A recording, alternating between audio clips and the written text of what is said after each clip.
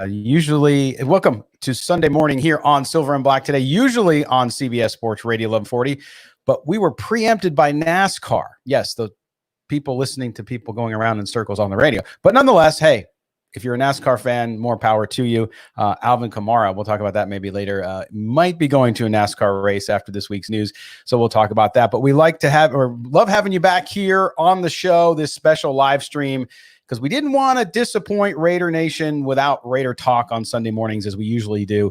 So we're doing that today. Don't forget to check out the website, of course, Silver and Black Today, which you can see here, our website that started it all, really. This dovetailed into a podcast, which dovetailed into a radio station.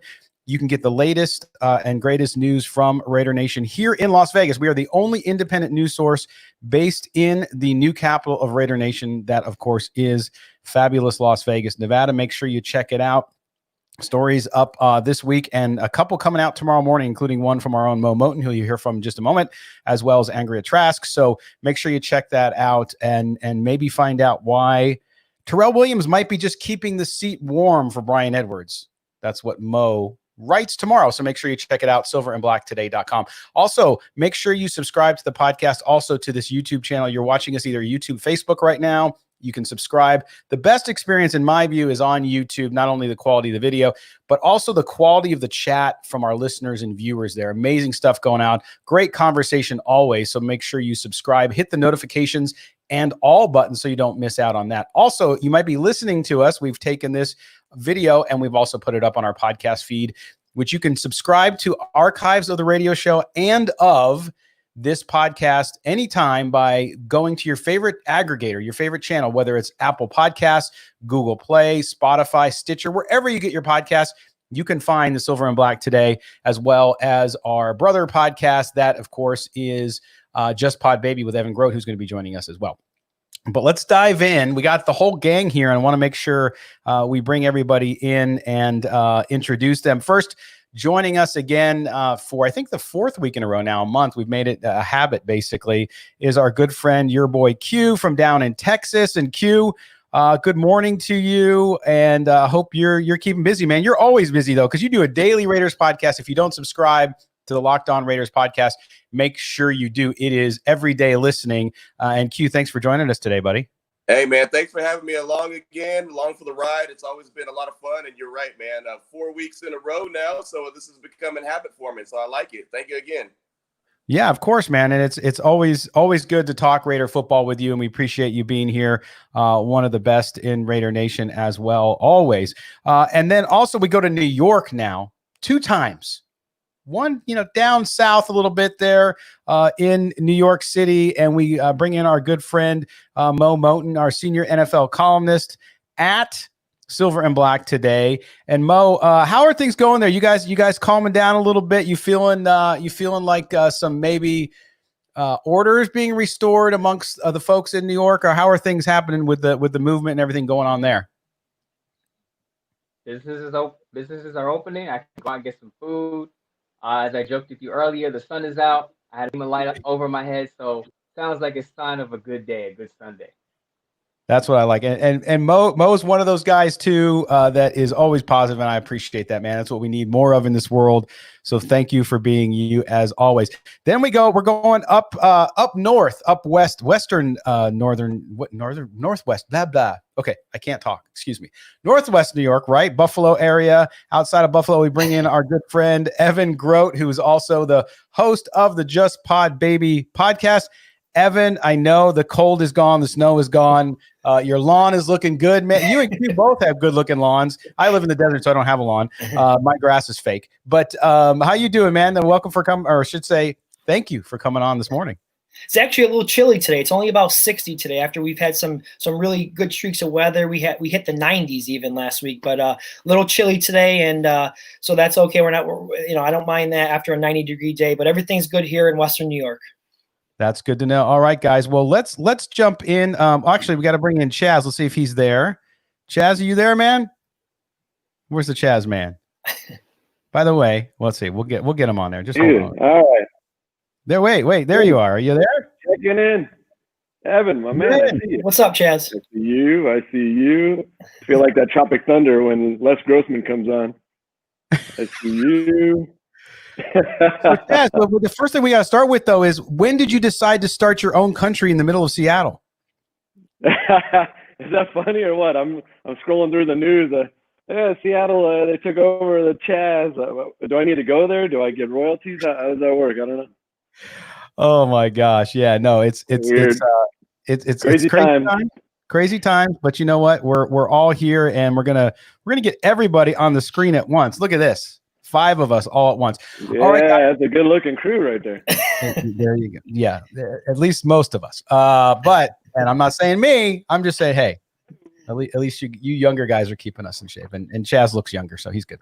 All right. So listen up. So we are talking today, Raider football. And I wanted to get to first, guys, talk a little bit about this week. I went out to the unofficial workouts, right? You guys have seen a lot of the Raider players. Some of the fans have been posting from here in Las Vegas from a local park, and everybody messages me and asks me, what park? And I'm not going to tell you because I'm trying to respect the privacy. But I was out there this week, and a lot of people are making a big deal out of these unofficial workouts, that the fact that they're out at a park. And don't get me wrong, but it's a good thing. I mean, these guys are out there. It's the veterans. It's a lot of the rookies are out there, younger players, just getting on the same page. Again, because there's been no mini camps. Of course, the NFL canceled the rest of mini camps for the rest of the offseason, and the teams will not get together physically as a team to play and to run through plays and so on until training camp towards the end of July, guys.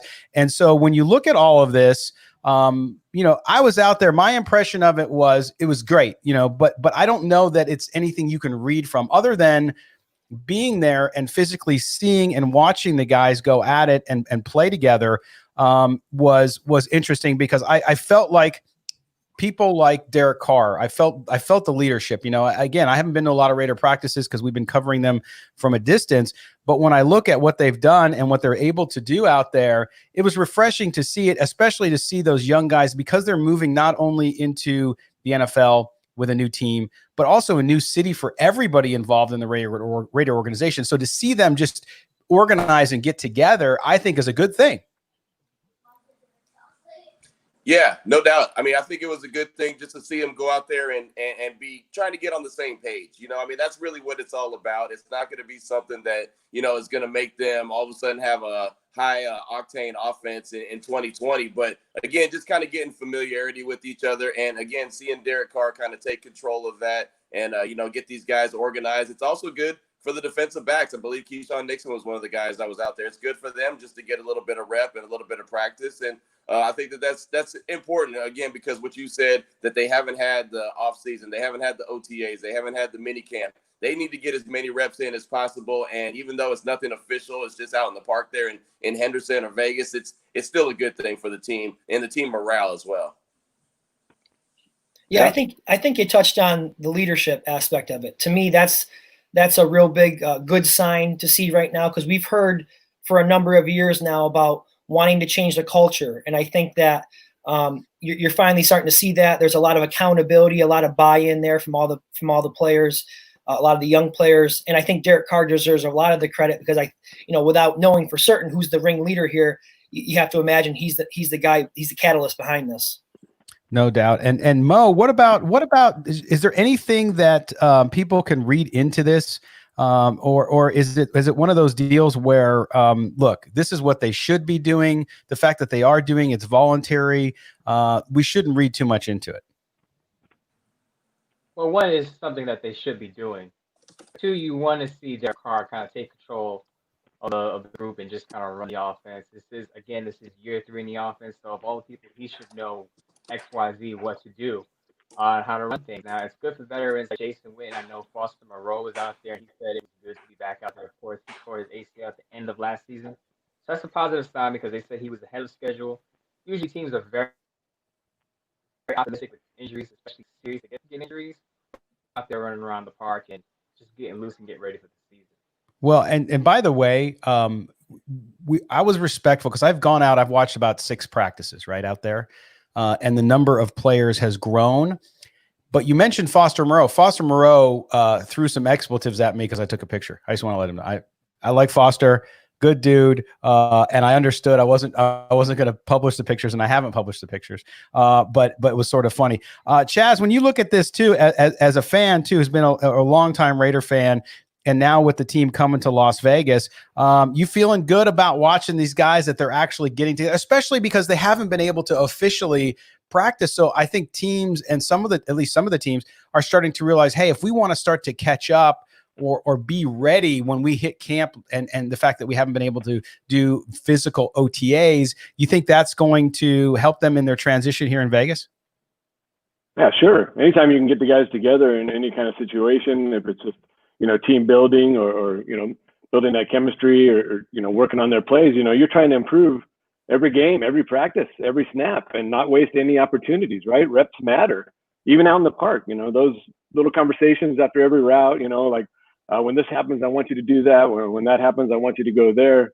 Those little building blocks will go a long way in helping these players get on the same page faster, and they'll come into training camp that much more focused. Yeah, and the interesting thing too, guys, just so you know, was and my good friend Mick Akers, who writes for the Las Vegas Review-Journal here, mentioned it, I think, this week. But listening and watching practice, and again, not to give away too much because I'm trying to respect the players' privacy out there, even though they're in the middle of a public park that I pay for with my HOA dues, by the way. But no, the thing is, they were using new terminology. Like there's a lot of Las Vegas terminology. Carr was back there. They were running a play. They were running a set. Which had 4 wideouts, by the way, but they're running a set, and he's yelling Bellagio. And so clearly, they're trying to get themselves situated with this, but Q, in a year where they have not been able to physically get together as well, even more so from a leadership and I think just a familiarity point of view, it's more important, I think, for these guys to do it. And to Mo's point, Derek Carr stepping up, and he's been a leader, but now it feels like he's taken that next jump to the point where he wants everybody. He doesn't want to just be the quiet leader. He wants everyone to know that he's the alpha and he's ready to go. And that's what we want from him, right? That's what we've been wanting from him. We want to hear him be a little bit more vocal, show a little bit more emotion, be that guy that gets angry when things don't go the right way. And going back to those guys practicing in the park, the other thing is, like you mentioned, they're all the young guys. So it shows that they're all bought in. They're not just guys that were drafted and got on the team and thought, okay, well, we're stuck. We're good now. We've made our spot. No, they're actually buying in, and they know that they need to work as much as possible. So, the leadership skills and the leadership ability of Derek Carr is coming out by organizing those practices. And then, like I said, the buy-in is really good to see as well from the rest of the players that are out there. Yeah, there's no doubt about that. And I think that one of the things too that excites me about them just getting out there is they're here, right? Because with all this COVID stuff and everything that's been going on, one of the things that you kind of worry about, and we talked about this last week on the show, which is the fact that they moved training camp. The NFL is requiring teams to have their training camps right at their home headquarters, is an advantage because they're in a new city, players are in new homes, and all this kind of stuff. It just allows them to settle in. But when you look at the fact that the mini camps were all canceled, guys, this past week, and that the fact that they're not going to get the opportunity to get together until July 27th when camp starts, what sort of challenges, or what do you think is that to me, it seems like all teams are in the same boat, but are there teams like the Raiders who you're seeing, at least publicly, that are getting together that might have a little bit of advantage of that? Or you think everybody's going to be in the same boat because of the pandemic and what we've been through? Sure. I think now. Oh, go ahead, Mo.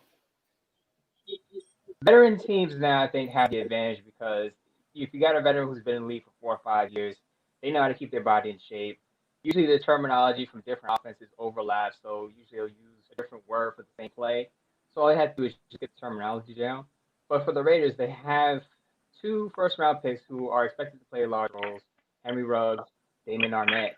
And those guys may not be up to speed when the season starts, especially Arnett, where defense is a little more difficult because you're going up against wide receivers. Henry Ruggs, defenses have to respect his speed so he can at least affect the game in that way. But with the Raiders, they have a young squad. And those young guys need the reps. Even Trayvon Mullen, who had an end of a good year last year, he still needs those reps to continue on and building on his development. So I think the Raiders, having a young team, it kind of hurts them. But again, no excuses this year. No, that's absolutely right. And Evan, you know, when you look at that, the fact that the Raiders are young, yes, they have a lot of continuity on offense, right? Which we've talked about in the past as well. So it seems like the offense, even though when I was out at the park the other day, offense and defense, as Q mentioned, but the fact that that offense has a lot of returning pieces. Yes, they have the new pieces like Ruggs and Bowden and some of these guys, but the fact that they're all coming back and they're familiar with each other, I think gives them an advantage going into the season. Yeah, definitely a huge advantage, especially, you know, with the offensive line all being back. That's obviously a huge part of the offense, and having the quarterback there back and in the third year of Gruden's system, that's going to be huge. But there are still those young skill position guys like Bowden and Edwards and Ruggs. They need to get up to speed, and it's going to be tough for them to do that without, you know, having those mini camps and the OTAs and only being able to really work with your coaches virtually. That there's going to be a big gap there. It's going to have to be made up, and hopefully you can lean on your veteran guys who have been there, like Carr and Williams and those types of guys, to really help get those young guys up to speed. This is going to be a year.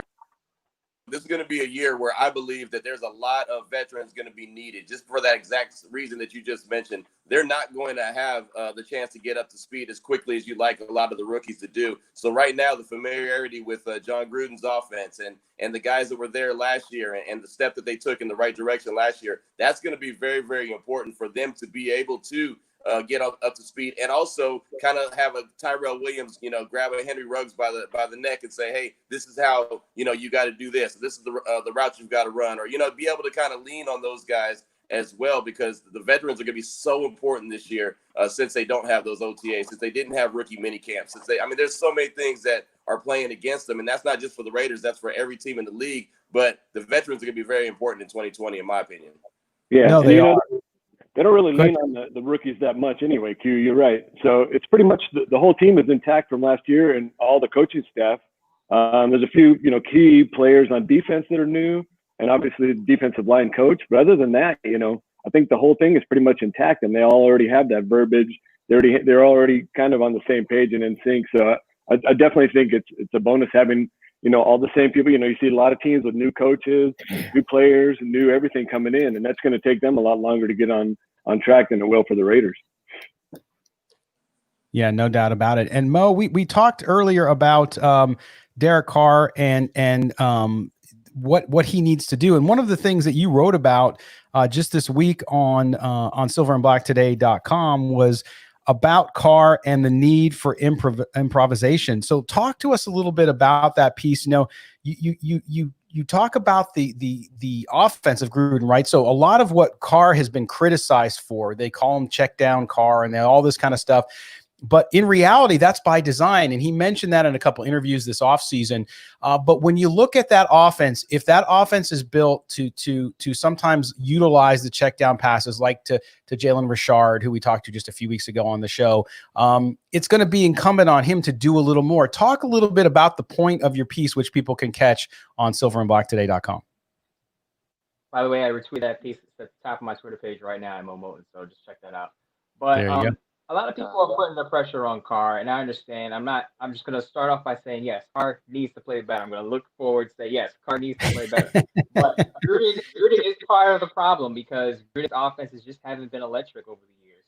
And I think that Carr talked about it with the tape of The Athletic, that a lot of his passes to Jalen Richard are designed check down plays. It's not him just saying, I'm just going to check it down because I'm scared of the pass rush.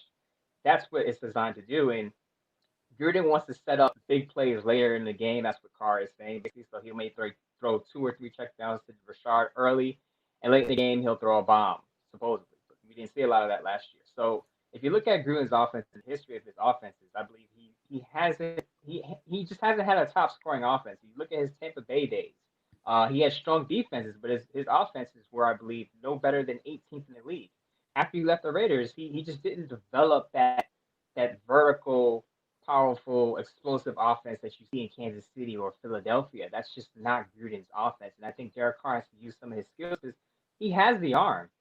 He ran a 4.69 his combine. He has some legs. He has some wheels. I know they worked on that with him last season. He improved in that area. But sometimes when Gruden calls that check down to Jalen Richard, Carr has to check out of that and throw a deep post to Ruggs or throw a deep post to Tyrell Williams if it's open, if the coverage calls for it. But he can't just go out there and say, okay, this is what Gruden wants. This is what I'm going to do, because the Raiders, you can't play to lose in this league. You got to play to win. And I think a lot of what Carr does is play not to lose the game, because that's one of the positives supposedly about it, that he's not going to lose the game for you. But in that offense, he's not going to win a lot of games for you either. Yeah, no, that's right. And I think everybody, when we look at the fact that that Carr tends to get all the blame, right, and none of the credit when things go well, and it to me, it mimics a little bit of what we see in society with everything right now, which is, you're either completely on board with Derek Carr or you think he's the worst quarterback in the league. So I don't get it, but I do think that you have the opportunity to really see him. And I believe, as I said a few months ago, guys, I really believe that he is at that point where I'm seeing a different Derek Carr. I'm seeing him take charge more. I think he's gotten comfortable in that offense, and now he knows what he has to do, to Mo's point and to Q's point about, listen, I got to step up. I have to be a vocal leader. That might not be my default mindset, but now he knows he has to do it. And he's at that point in his career where he can either take the team to that next level, make the playoffs, and maybe even do more, or things might be a little more in flux. But do you guys sense that too? I mean, we don't see a lot of them other than what he produces and gives us as far as content goes in some interviews. But I feel like there's that fire in him that I haven't seen in a few years. Well, it needs to be. I mean, it really does. I mean, it's about time to have a little bit of fire. And we actually had a comment on the YouTube page talking about sometimes his emotion gets the best of him. And that's true. So sometimes he's got to find a way to be able to keep his emotions in check. And I know that's easier said than done. But, I mean, he's got to step up and be that guy. If he wants to start eliminating some of those questions and some of the concerns that are out there about him, if he's the guy long term, I know he's tired of hearing it. But if he wants to do that, he's got to start taking that next step, and he's got to start showing that he is the guy, not for the short term, but for the long term. You know, is he going to be a guy that just puts up a bunch of stats, or is he going to be a guy that puts up a bunch of wins? And that's what is going to change the game for him. He needs to find a way to put up some wins. He's had one winning season in his career, and that was the year 2016 that we talk about all the time. So he needs to find a way to put more wins up than he is losses. And that's just the bit truth. I mean, it's a win-loss league. That's what it is. What have you done for me lately? You've got to find a way to win games. Well, and Mo, you talked about that too, though, in the piece. You talked about how his passing ability, whether it was longer passes, whether it was performance, how much of that, to Q's point, there's no doubt about it. Listen, in the NFL, it's about winning. Look, you don't get participation trophies in the NFL. Okay. So you have to win. But Mo, when you hear what Q said about that and the fact that Derek Carr has to win, has he had the opportunity to win in the past and has failed to do so? Or is it a mixture of perhaps him having the opportunity to win at times, but not having the surrounding cast, not having perhaps the familiarity with the offense and so on?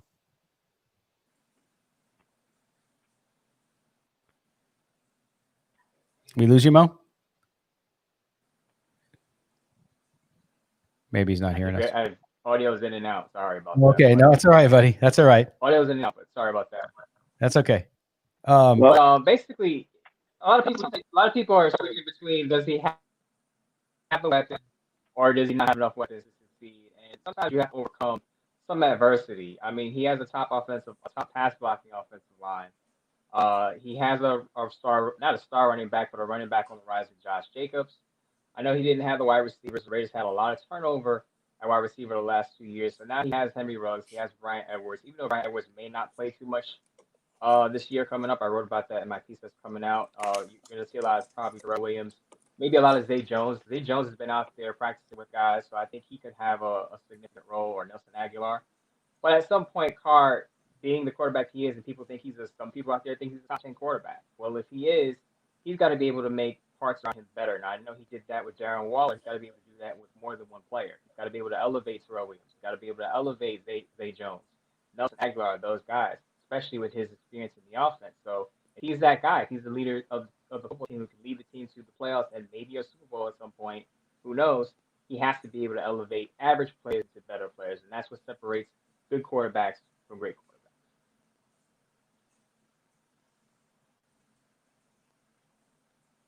with what they've done this offseason with the offense, especially, I think we all can agree that, look, you have the tools. Injuries can change everything, guys. But when you look at the tools he's been given now and the ability of him now saying, look, you're in year 3 of the offense, you expect that offense to be high performing. And I actually don't worry about it. I think they're going to click. Of course, you got to go on the field and do it, to Q's point. But Evan, when you look at it and you say, hey, look, you got the leadership, you got the talent. I think sometimes Raider fans, in my own view, get a little ahead of their skis and they get way too excited, like last year where they thought they were going to be 11-5. But at the same time, this year, I think the expectations on the offense should not be tempered. I think you should expect a lot from this team in 2020, the first year in Las Vegas. Yeah, Mo and I talked about this a little bit on my latest episode of Just Pod Baby. This offense is ready to go. The time is now for Derek Carr, for John Gruden.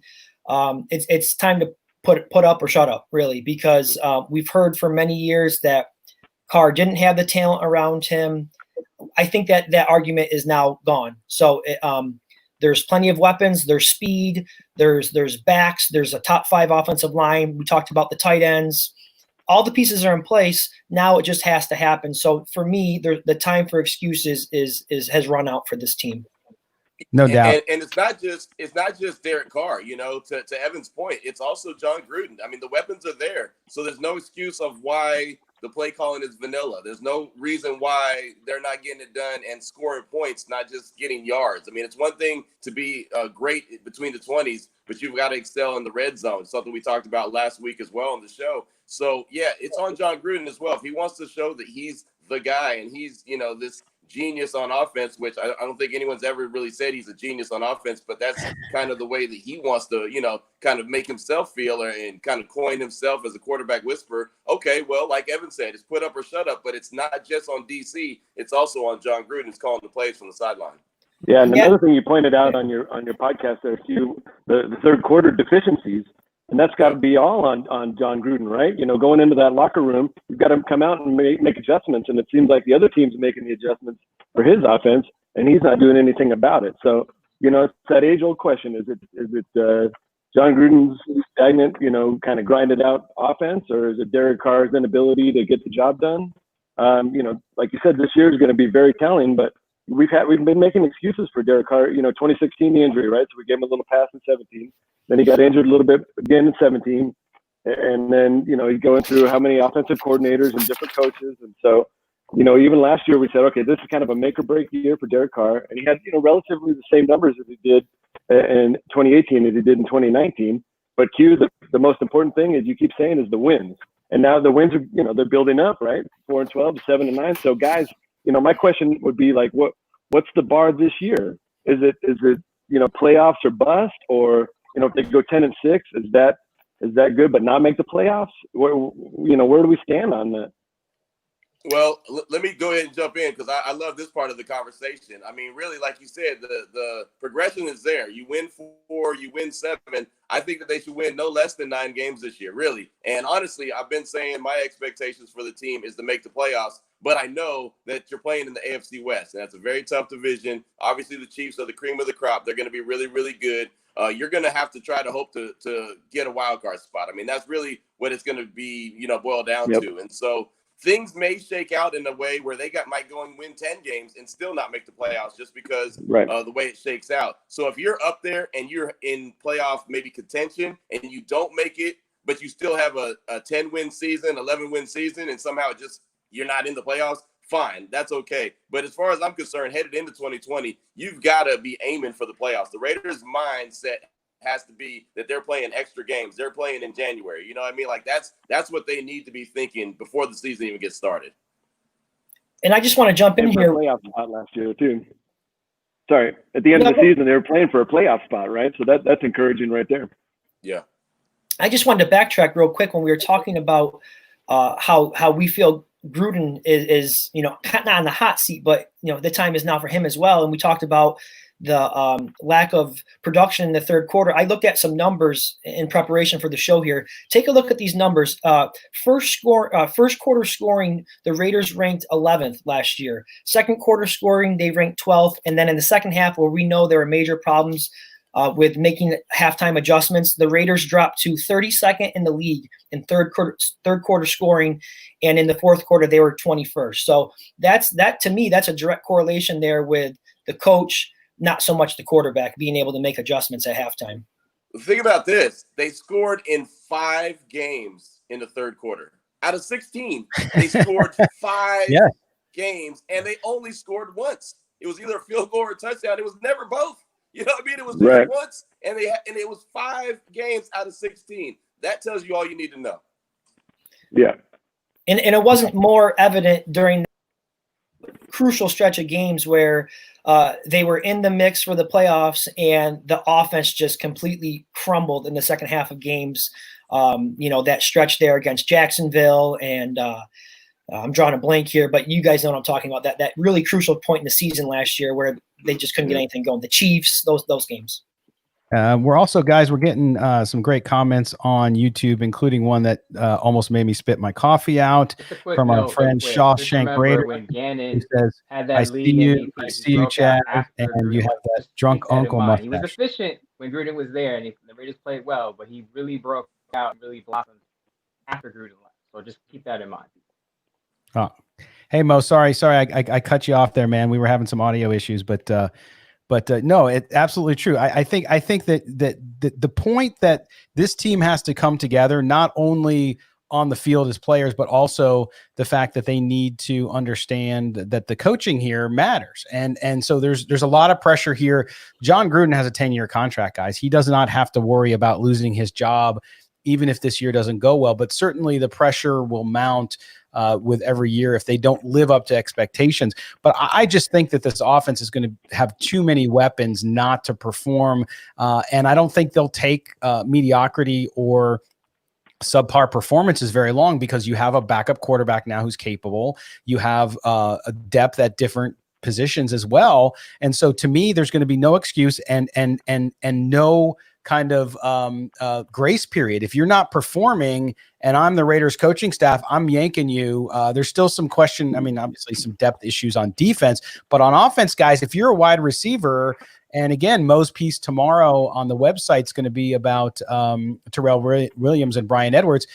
There's that young guy right behind you, or that veteran who came in on a free agent contract who's right there willing to take your job. Yeah, every team kind of wants to be in that ideal situation where you have the perfect veteran, doing his job, but you have this, elite young talent right behind him ready to take that spot. So it's an easy transition every time, right? You're gonna just keep rolling through the years and stay successful. And right now, I feel like the Raiders are in that position. They've got the right veterans in the right spots, and they've got the right young players coming up, and they're gonna contribute. Mo, do you think that with the point I made about depth in some of these positions, you think we're going to see quick hooks on guys this year because of that, at least on offense? You can't hear anything? Check. Okay, so we're going to get back to Mo. But Q, what about you on this one? Do you think there's going to be a quick hook? I'm not too sure. I don't think it's going to be a quick hook, just because I don't know how this training camp and everything's going to play out. You know what I'm saying? I think this year is so weird and so strange, and we just don't know how everything's going to happen. Like, if training camp starts, and then is it going to stop because maybe there's some COVID breakouts? You know what I mean? Like, we just don't know. So I feel like we're just going to have to kind of watch it and observe how everything is navigated through the waters and see how that works. I don't feel like there are going to be a lot of quick hooks, especially with the young guys in there, because I think it's going to take them longer to learn the system and learn what they're supposed to be doing anyway. The good thing for the Raiders is they have a bye after week 5. And so I think that by then they should really kind of know what they're dealing with. Yeah, and guys, when you look at that's the point that's a very important, because we were talking about mini camps being canceled, and you look at that. There's no season, I think, more that veterans. I mean, veterans are always important. Let's face it. At the same time, to Q's point, Evan, when you have a situation like this where veterans who've been they know the playbook better than the rookies. You might end up seeing some of these high-end draft picks not play as much at the beginning now because they're not going to have the time to prep.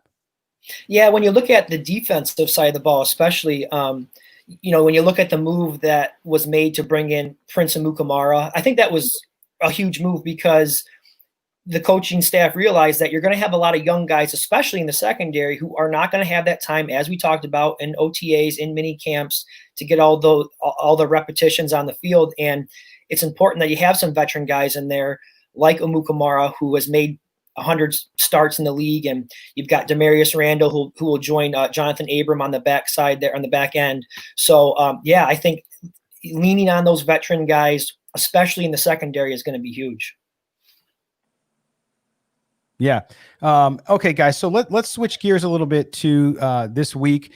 We had a situation with Lynn Bowden where a DEA raid and the U.S. Marshal's Office raided his grandmother's house looking for drugs. They found some loaded weapons and whatnot. Nobody was arrested, thank goodness. And it was good news because anytime you see a player's name in the police blotter, you're hoping, especially if it's your team, you're hoping that, hey, look, it was a mistake or that they're not caught up in it. And sure enough, Lynn Bowden, who's overcome a lot in his life, has not been implicated in any way. It was his grandmother's house. Initial reports had it as his house. In fact, he was there visiting with his infant child.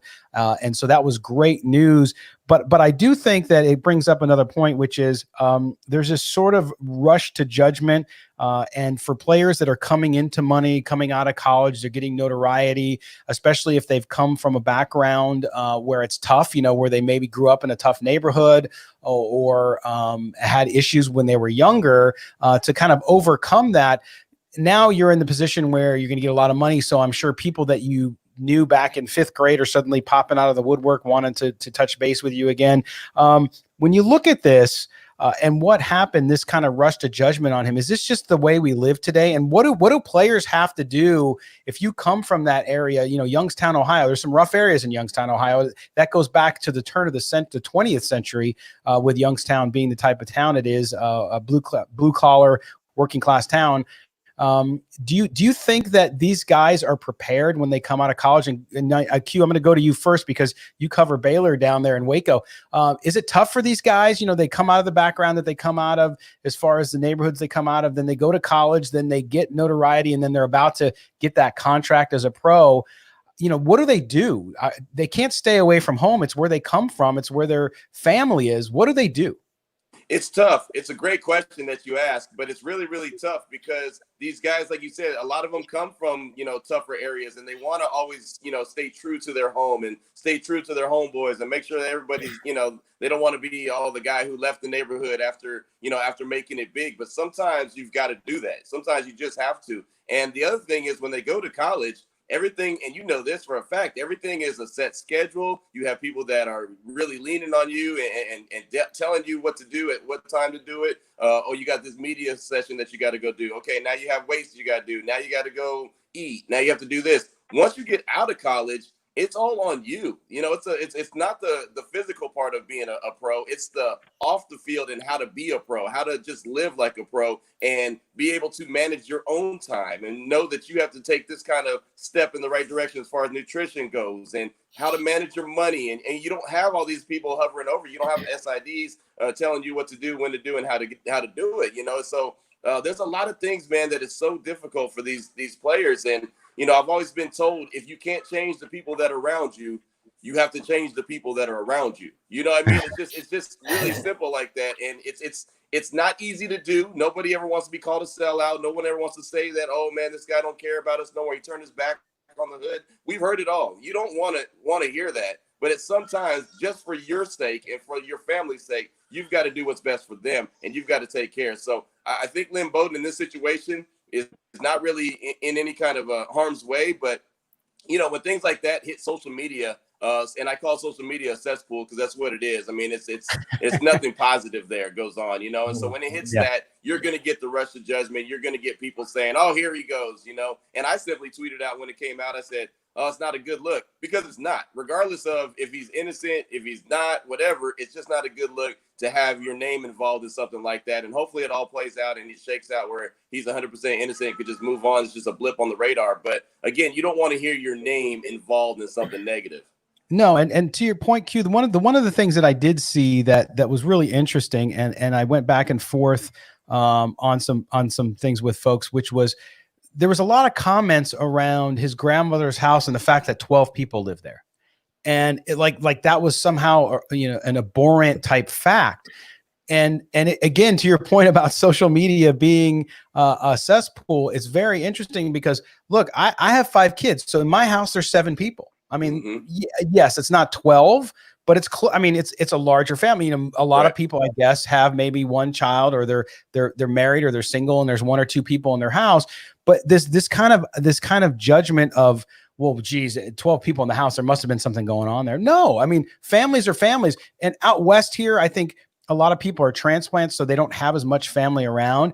But being from the Midwest, I'm originally from Chicago, we had generations living together. And I think that people need to remember that and don't jump to conclusions because there are a lot of people there. It's not like it was a drug house, right? It was a family, and there's a lot of folks in the family. They have a big family. And so let's not judge that. We don't know what happened. They went in and they did this raid and made no arrests, which tells me there was no evidence. There was no, so clearly, I think that because information comes at us so quickly, guys, we make these instant snap judgments about everything. We saw unfortunate incident in Atlanta last night too, again, right? And we make judgments quickly, and I don't think we digest it enough.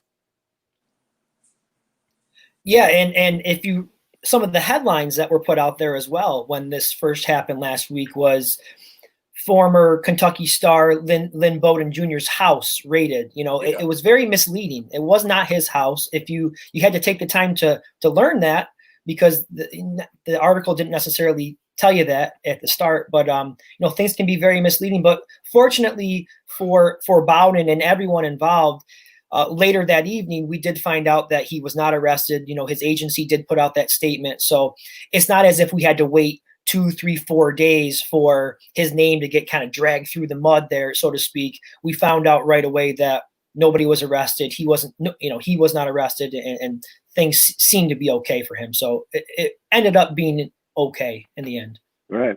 You talk about, social media being so toxic, and to your point, Evan, even the news, they're putting out these headlines that are, not 100% true just because they're trying to build it up, give you a little more shock effect, right? So I didn't really want to get into the, the whole Lynn Bowden thing, just because, simply for the fact, we don't have all of the facts on it.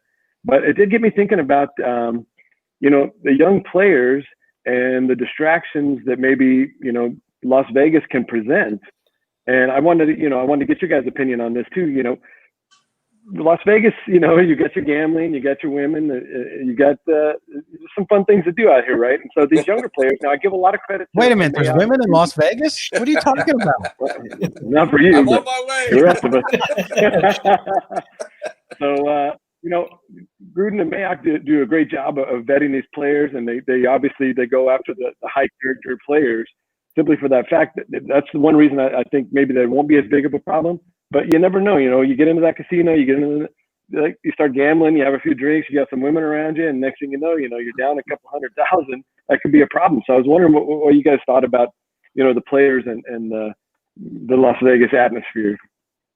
I think that the players will be, I think they'll adapt to it. The one thing, and look, I don't live in Las Vegas, but, my mom lives out in that area. Obviously, you guys live there in Vegas. And from everything I understand is most people don't really indulge in all the Las Vegas lifestyle if they live there. You know what I mean? Like it's a lot different than when you just come from out of town for a 3-day weekend or whatever and hang out. Then you want to go and like my mom says, I only go down to the Strip when you're in town because you want to go. And so that's but that's just one case. What I will say though is about these young players, they have to know that you can't be in the wrong place at the wrong time. You know what I mean? I mean that could have been a simple. What happened with Lynn Bowden Jr. is that it's a case of him being in an area that was being looked at and watched for quite a while, and then he just happens to be spending the night there with his son, and then boom, all of a sudden a raid happens, and so you just got to be really careful about the people that you're associating yourself with.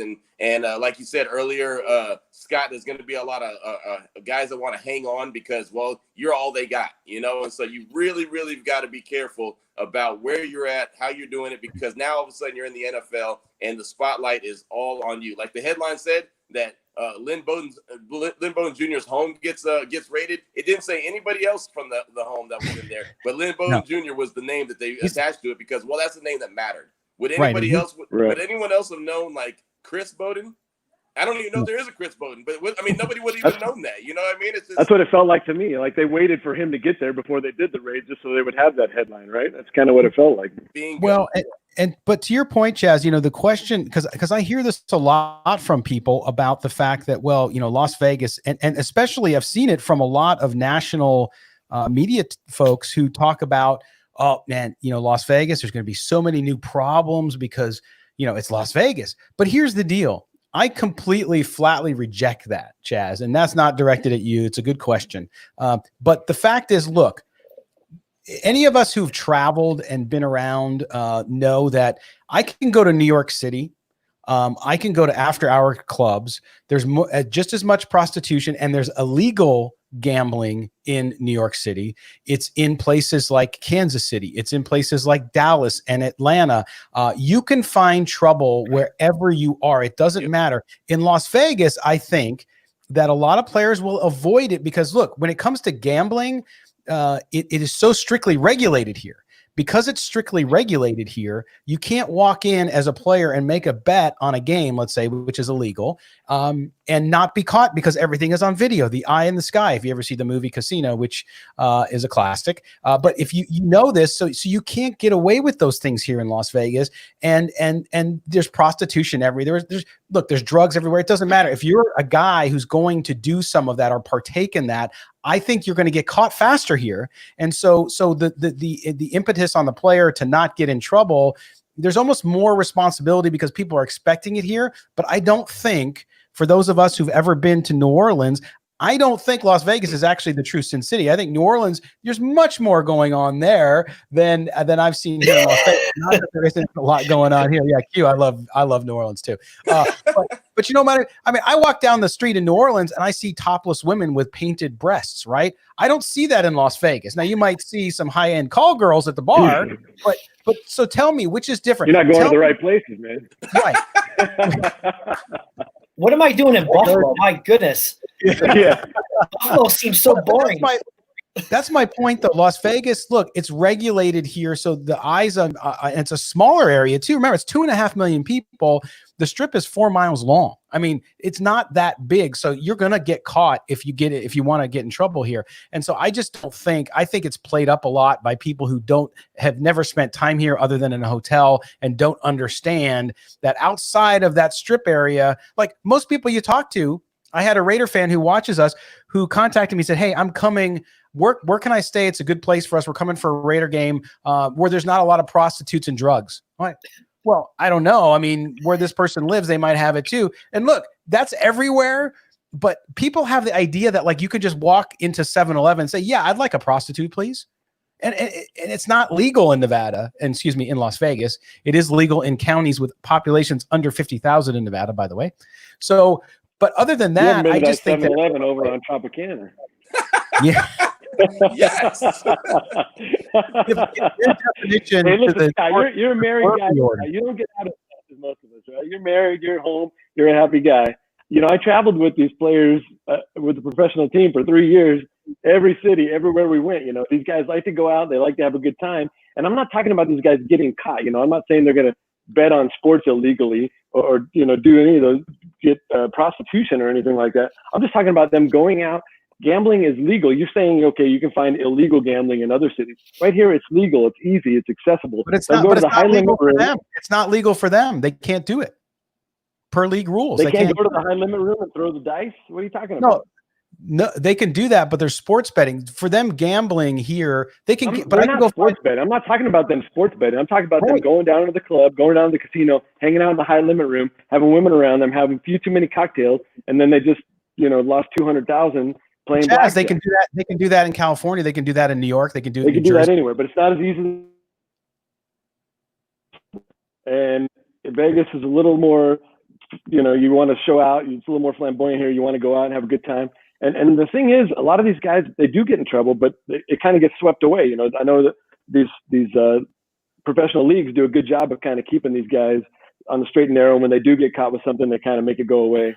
So all my question was, I'm not saying they're going to try to do anything illegal. I'm just saying that they're going to be out having a good time, because it's really easy to find a good time in this town 24 hours a day. And I'm just hoping that, we do have these high character players that won't want to partake in that as much as, like you said, the usual weekend getaway tourists. And that's why I think that the ones that are going to probably be affected will be, like you just mentioned, traveling with a professional team and guys want to get out. I think the teams that travel in are going to have more of a struggle than the Raiders, because I feel like the Raiders are going to get accustomed to it. You know what I mean? That was my next point. Yeah, when New England comes to town, or when the Saints come to, the Saints are in New Orleans, so they already know. But I mean, when you have like the Carolina Panthers playing on the road, well, you know what I mean. When a team comes to town, that is when they'll be affected. I think it'll be the road team that is more have to be careful and make sure that they don't get caught up in something when they're there in Vegas. We hear that talk about when teams go into New Orleans, right? And New Orleans has kind of a little more of an advantage because the other teams are out partying all night on Bourbon Street. In Miami. Yep. No, that's true. And we saw it here. We with the hockey team here, they called it the Vegas flu. And by the way, Moe Moton's back with us. We had some audio and video issues, but Mo, you're hearing us okay now? Mo. He's thirsty. Okay, good. So you missed the talk about prostitution and everything. You missed all the fun. Is that the home field that Edgewater is going to have here? It could be. It could be. I'm hoping. Denver's got that Mile High. New Orleans has got Bourbon Street. We got the Strip in Vegas. Give us a little advantage. I think the bigger issue with Las Vegas, actually, at this point, especially because it's not legal in every state, and federally it's illegal, even though they're not going to test for it like they used to, is you have legal marijuana here. So I can see that being an issue for a player, especially. But again, I've been to New York, and Chaz, I didn't travel as much as you did, but I traveled with professional athletes too in the boxing world, and so believe me, when I understand the lifestyle, and I think that yes, they have to be careful because the microscope will be on them more here. I think that's the bigger issue is, will they get in more trouble, or can they get in more trouble here? I don't think so, but can the appearance of trouble be worse? Mo, with Las Vegas, I think yes, because everybody's going to expect it. Yeah, of course. And you said it, the media spotlight is going to be on these players, especially the young players. And I think having guys like Jason Witten in the locker room and some of the other players like Prince Amukamara being there, I think that helps the young team get trouble, to avoid trouble if it comes afoot. But I'm not too worried about the Raiders is saying, oh, they're in more trouble because they're in Vegas versus any other team traveling to Las Vegas. At any point, these are professional athletes. They understand what's at stake. They understand the task at hand. They have to keep focused. And that's John Gruden's job, to keep the guys in line. And that's the players in the locker room, Derek Carr, captains like that, Rodney Hudson, those guys are going to keep their teammates in line. So I think it's up to the players to kind of galvanize and say, look, we're focused. This is our plan. This is what we're going to do. We're not going to go out here and delve in prostitution or booze or whatever, but we're going to focus on the game and the game plan and the task at hand. Well, the one thing I'm sure that if Mo was on the team, if you were working for the Raiders, Mo, and all these young players come to Las Vegas, I know the one thing you would make sure they stay away from: cheesecake. Yeah, definitely stay away from the cheesecake. No pineapples on your pizza. Have an avocado smoothie. Stay away from the booze. Have avocado smoothie. Some crackers. Yeah. Something bland. This is business here. This is not fun.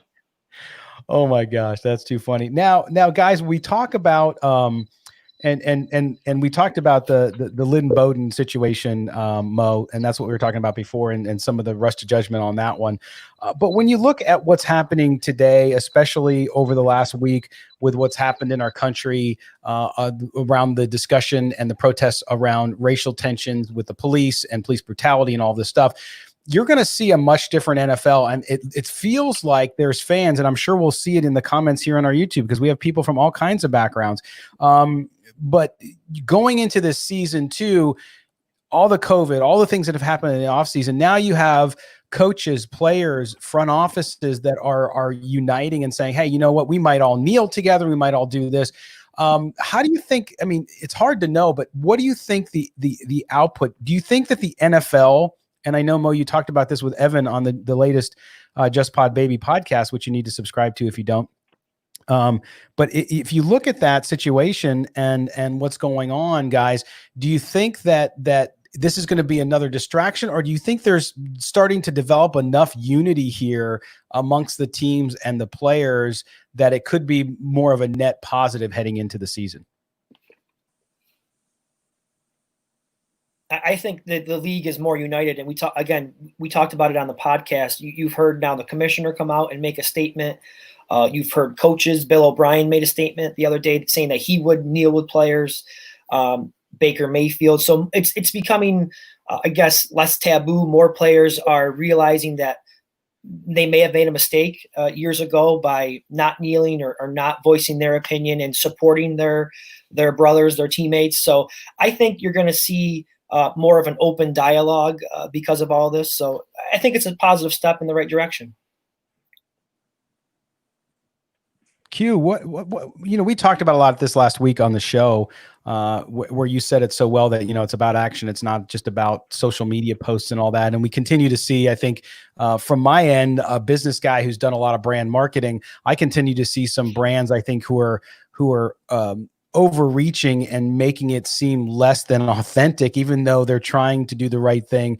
When you look at this, if everybody suddenly kneels, is that a reflection of, hey, we were wrong and we admit it and now we're showing support?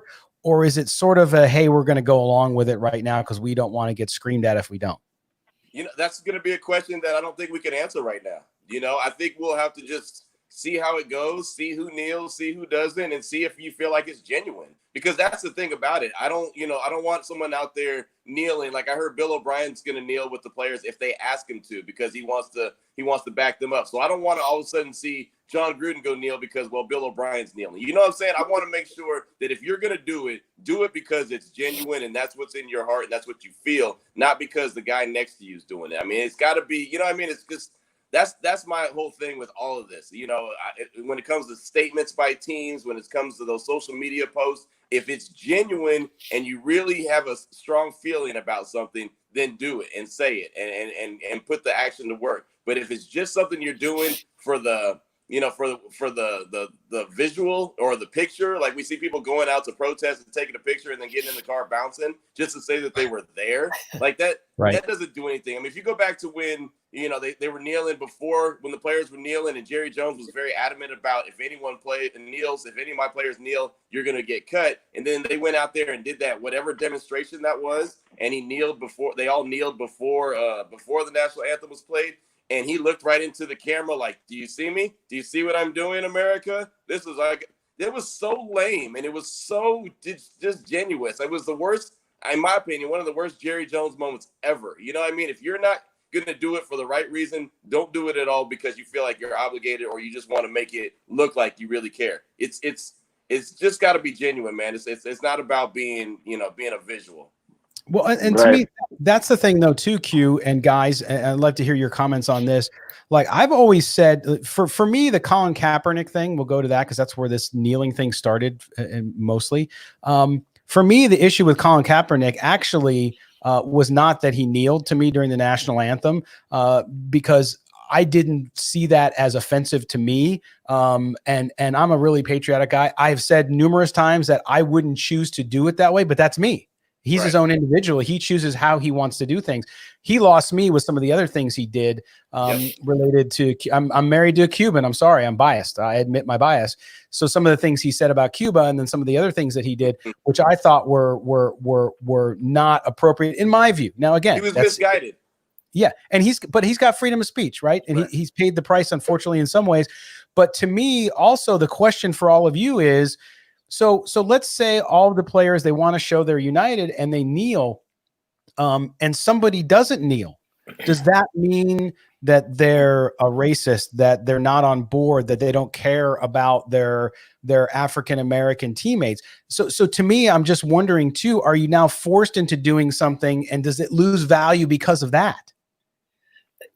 what I would like to see the league do here is try to find common ground with the players who want to use their platform to protest or make statements about inequality or whatever they want to make statements about.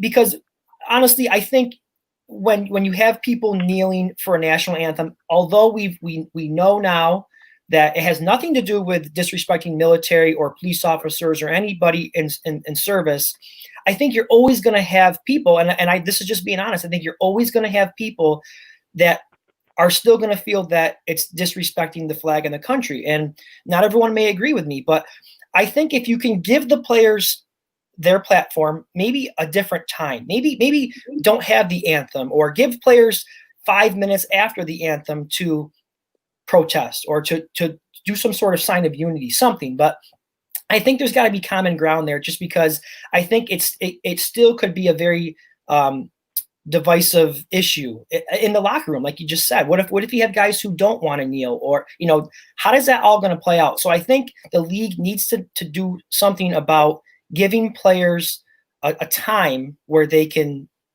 protest.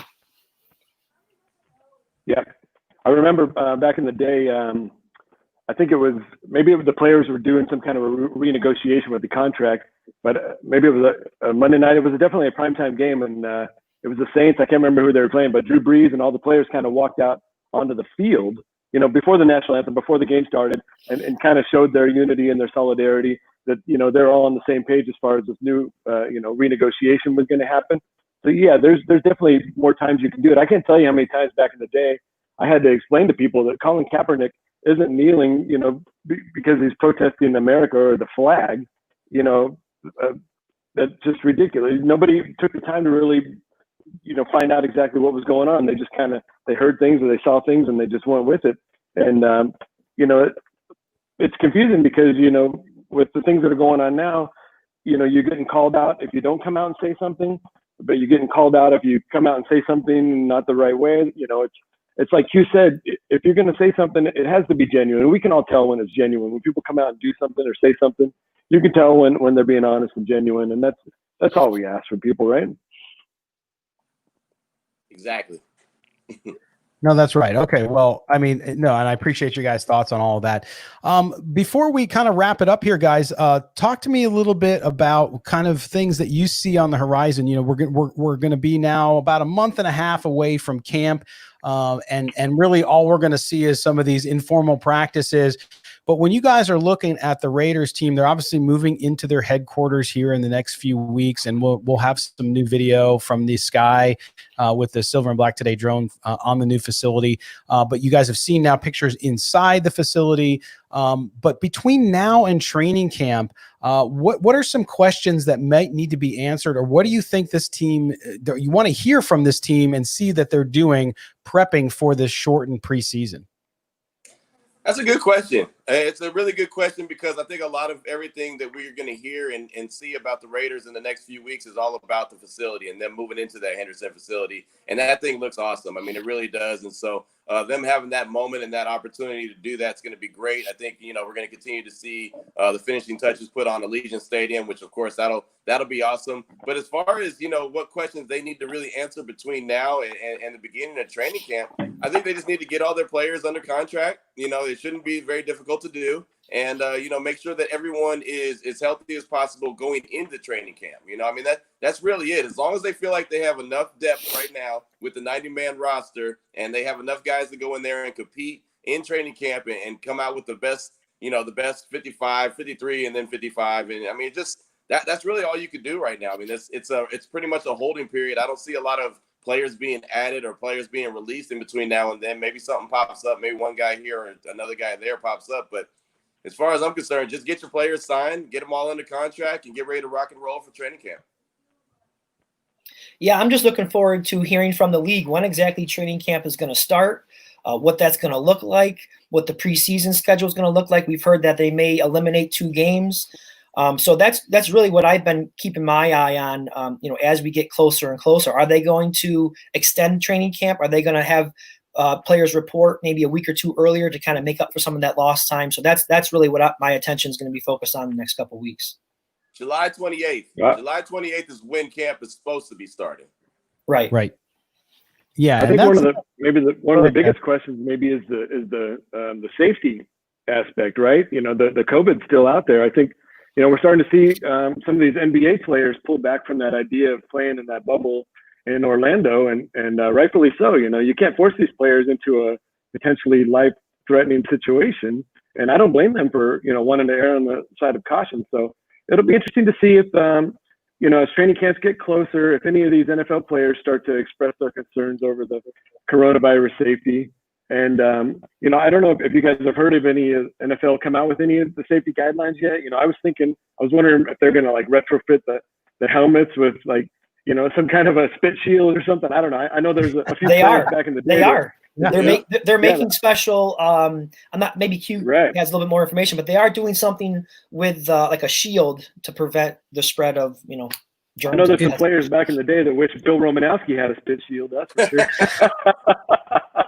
Well, yeah. You know what's funny about the whole situation, and I tell you guys all the time that I enjoy talking to John McClain from the Houston Chronicle because he's so just knowledgeable, and he brought up a good point on Friday to me. He said that, they can talk about social distancing. You can be as healthy as you want to. You can have locker rooms and the lockers apart, like they're saying some of the guidelines. Does any of that matter on Sunday when they're playing? Because you can't social distance on the field. You can't social distance when you're an offensive line, when you're a defensive line, when you're tackling a player. There's no social distancing. You're on top of each other. You're going to be slapping hands. You're going to be, just sweating on everybody, spitting on everyone like you mentioned. You're going to do all that. So everything that you do Monday through Saturday is not going to matter on Sunday. It's pretty much going to be a wrap. Well, yeah, and even to the point, the spit shield thing is kind of like the visor that they already wear, but it goes through the face mask too, is what I've read. But to your point, Q, it's like, hey, look, yeah, okay, maybe you can't, maybe the spit doesn't come, but when anybody who's played football or watched it enough, you tackle a guy, he's sweaty, the sweat's going to get in somewhere. It's going to come in through your ear, it's going to come in through your nose. You just can't help it. So I think John McClain, who is an amazing reporter and writer, longtime NFL writer, is that at the end of the day, the NFL is going to take the calculated risk, and the players have to agree to do it, right? Yep.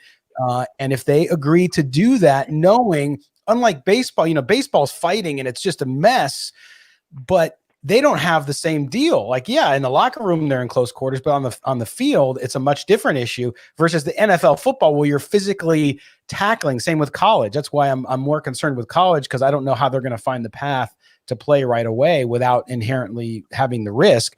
But it's a good question, Chaz. I think when you look at that, what they're going to do, might they cancel the first two preseason games, move the preseason later? I've always said there was no harm in having the season delayed by a week or two, because that it just gives you more time to see where things are at, right? It gives you more time to see if this thing is dying out and that the risk is lower before players hit the field. And then especially for fans in the stands, of course, which is a whole different issue. But guys, can you see that maybe the NFL, depending where things are, they have lawyers. The lawyers are going to tell them, hey, here's your risk. Are you willing to accept risk at this percentage, and this percentage? I don't know. I think the NFL is pretty balls out right now, and they want to move forward. But I don't think there would be anything wrong with perhaps saying, okay, you know what, we're going to move it to a 2-game preseason schedule, and we're going to see how things go early on in camp. Maybe allow some scrimmages that are not obviously spectator-driven, and see how it happens.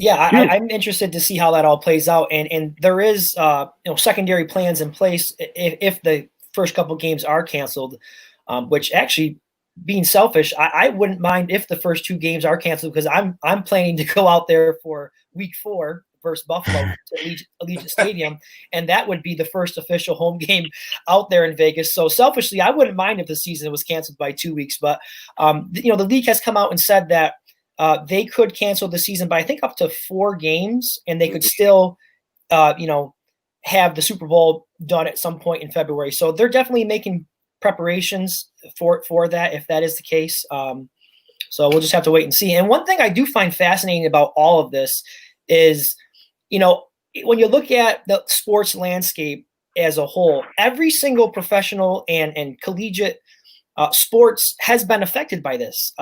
Hockey, baseball, basketball. The only league that has not had to deal with this really in a large fashion is the NFL. Yes, the draft was adjusted. It wasn't out there in Vegas, and they had to cancel mini camps and OTAs. But so far, the NFL has not really felt the effects of this like other professional sports. So, and we all know the NFL is king. Out of all your professional sports league, they are the best. They are the most successful financially at least. So it will be interesting to see. All eyes are going to be on them and how they handle this. Yeah, it really will. It should be interesting. Again, I think that the preseason will end up getting cut down to 2 games. I don't think they're going to try to miss any regular season games because I think they're going to try to make as much money as possible. I think it's all boils down to the almighty dollar, and they're going to try to get every single dollar that they can and probably try to squeeze as many fans in the stands as possible, whether that's 40%, 50%, 75%. I think they're going to try to do that and hope that they don't have any kind of major breakout. But, I mean, just going back to what we were saying at the beginning of this whole conversation, you can go and do everything you can. You can have all the restrictions and all the standards, but bottom line, when you get out there on the field and you play football, it's a contact sport, and you're going to be all over each other. And so they're really just kind of rolling the dice and hoping that, you know, hopefully we don't have to adjust anything along the line. You know, we just got to go ahead and play the game and hope for the best. I think that's basically how they're going to try to shake it out, at least at first. No doubt. Yeah. No doubt, guys. All right. Well, listen, we're going to wrap it up. It's great for football. Yeah, Right. exactly. We need football. We need sports. And again, I want to thank everybody for watching. I want to thank Moe Moton, who we lost earlier. We just had some audio video issues with him. We'll work on him so the next time he's on, we don't run into that, but we appreciate his contribution. Make sure you check out his column tomorrow on Brian Edwards and Tyrell Williams. Is Tyrell Williams just keeping a seat warm for Brian Edwards? See what Mo has to say on that one. And of course, guys, thank you guys all for being here. We'll be back live on the air on CBS Sports Radio 1140 next week at 8 a.m. with a couple guests, which we will announce this week, a couple players that are being joining us on the show. And as always, Evan Groat, who is the host of Just Pod Baby, you can go subscribe to that podcast. Evan had Mo on his show this week. Good conversation, Evan, and we appreciate you being here, my friend. Thank you guys for having me. I appreciate it. All right. And then, of course, Chaz Osborne, Chaz and Q, both of you guys will be back on the air next week. No NASCAR next week to bump us off the air. But I appreciate you guys being here. Have a great week. Yep. You as well. Absolutely. Right. It's always a pleasure, my man. Yeah, thank you, Q. Thanks, Chaz. And guys, just a reminder, make sure you subscribe here on the channel. Subscribe to the podcast. You get our radio show archive. We break it down, interviews, segments, all that kind of stuff as well for you too. Also want to give a shout out to my wife, Ellie. Today is our 24th wedding anniversary. And so I've been a very lucky man for 24 years. And so I appreciate it. I love her and thank her for all her support. And I thank you guys for all your support here of silverandblacktoday.com as well. Check out the website that started it all, as well as the show. And make sure you pass it on to your friends. You know, there's a lot of great content in Raider Nation. We have 2 of those folks right here, Evan Groat with Just Pod Baby, and of course your boy Q with the Locked On Raiders podcast, which you can catch daily. So make sure you subscribe to all. Until next time, guys, thank you so much, and may the autumn wind always be at your back. We'll talk to you next week. Bye-bye, everybody.